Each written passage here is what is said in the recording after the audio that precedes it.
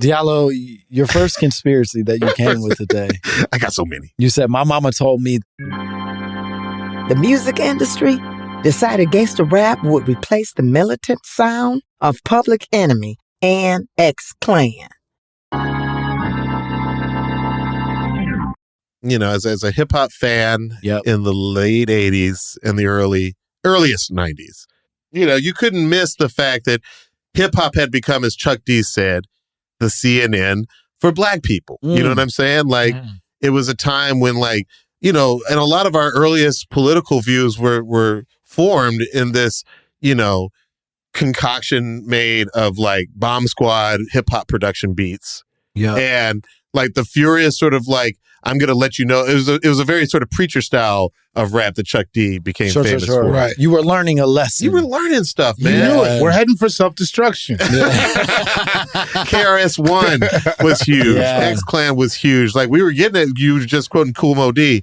Like, everybody, especially on the West Coast in the, you know, late 80s, really was coming up with this very pro-Black vibe that you felt like was born in Harlem on 125th near Shrine 7. You know what I'm saying? Like, even people who weren't known for like necessarily political rapping, like the Far Side, they were like, if there's pork in your bowl, it's Jigaboo time. What? It's Jigaboo time. Like, think about it. Like, you know, and like Wu-Tang and Tribe, and all of them were like 5%ers.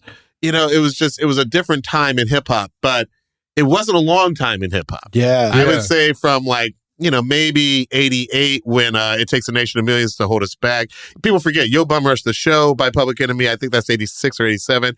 It wasn't, it had some of that political stuff, but it wasn't like the driving force. It Takes a Nation of Millions to Hold Us Back. Right. With songs like, you know, I got a letter from the government the other day. I opened it, I read it, said they were suckers. You know, like from that album, I would say all the way until The Chronic.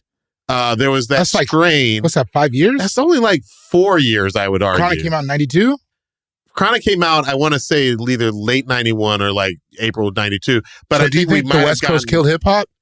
I don't think it killed it, but I do think that the shiny production of Dre, as opposed to the almost cluttered... See, here's what's interesting. The cluttered production of the Bomb Squad, it was like people made a choice. And the choice was G-Funk, clean production. Like, it changed overnight. And I feel like I was the perfect age to witness that change because, and I hope I'm not being low-witted here, but when I did an episode of our podcast with Questlove and we were listening to the Bomb Squad production, one of the 30-year-old producers on our show was like, man, there's no bass in this. And I was like, wow, you're right. Public Enemy didn't really have like, it was bass for like a beat up Sony Walkman. Right. You know what I mean? It was a lot more about like the snare than it was the bass. Yeah. Chronic came out. Everybody was at Allen Ed's trying to put woofers in their trunk. Right. You know what I'm saying? Because the bass, that 808, I always said the 808 is like a black man's massage. And you know what I mean? It's like those chairs that you used to see at like the car wash that you like put a quarter in and you get a massage. Like that you would feel massage. Like, it was warm, it was comforting. Yeah. As a friend of mine once said, when you hear that 808, the conversation's complete. You know what I mean? And you're saying that was a conscious choice to sort of like make this shift, or at least a subconscious one that they then accepted at large. Well, look, I think it can go one of two ways. My brother, who's older than me, you know, loved Public Enemy. I'm going to be talking a lot about my brother, Tony, in this episode because he's the person who sort of, maybe more than my mama, introduced me to both of these ideas. Yeah. And he never got into like gangster rap. He never really even got into like Mobb Deep and like the East Coast version of whatever gangster rap was, like the you know, the bad boy sound. He never got into that. He loved Public Enemy for his political message. We would often get into debates because he was like, I think they decided, look, we can't have black people feeling like this militant is definitely like, you know, you got to remember culturally, Spike Lee's Do the Right Thing comes out. You know, Fight the Power is like a number one jam in the streets. You know what I'm saying? Like, and then literally in about 18 months, it didn't even feel like 2 years, 18 months later, it's The Chronic, it's Dr. Dre, it's like Snoop. I used to take the point of view that people like this music more. And you know, Music in Our Message, which was another Public Enemy album, or Can't Trust It. Like, I felt like they lost the youth, they lost the sound, they lost the ears. And this other stuff was just more aesthetically pleasing. It didn't have the political message, at least not stated the same way. Where do you put NWA in this timeline then? Well, okay, so here's what's interesting. NWA, I would say, sort of started to blow up in like 1988. Okay. So there are two trains running at the same time. On the East Coast, you've got everybody from Kool Moe Dee to Public Enemy. Like, you've got KRS-One, a big factor in all this. Right. X-Clan, they're all Poor Righteous Teachers. They're all on one thing. Right. On the West Coast, the dominant force is NWA. Right. And I'll never forget the first time I heard NWA. It was the one white guy at my high school who was really into NWA. And we had to ride to the science fair together. He's like, yo, listen to this. And I remember, Eazy, or Ice Cube, we all said, fuck you, bitch, and kept going. I was like, what the hell what are we listening to? But he was really into it. And I found out once I got to college, I was like, yo, NWA had tons of white fans. Like, it definitely had like its street thing. But like most of the black kids, I went to a school that was pretty much 100% black. We had 3 non-black students. We had Joel. We had crazy start. we had Tran Lee. Okay. And we had Jorge Ramos. And I remember... You know what's crazy? I assumed the 3 were going to be white. That's on me. No, we had a United Nations of non-black students, 3 out of like 600 kids at our school. And it just so happened that Joel was one of the biggest NWA fans. I think we know why. I think that's a survival technique. Was he going to be mad at y'all the whole time? He was surrounded. This nigga's scared and alone. He's got to find a way to bond. And MC-Ren makes him feel powerful. He needs to feel strong.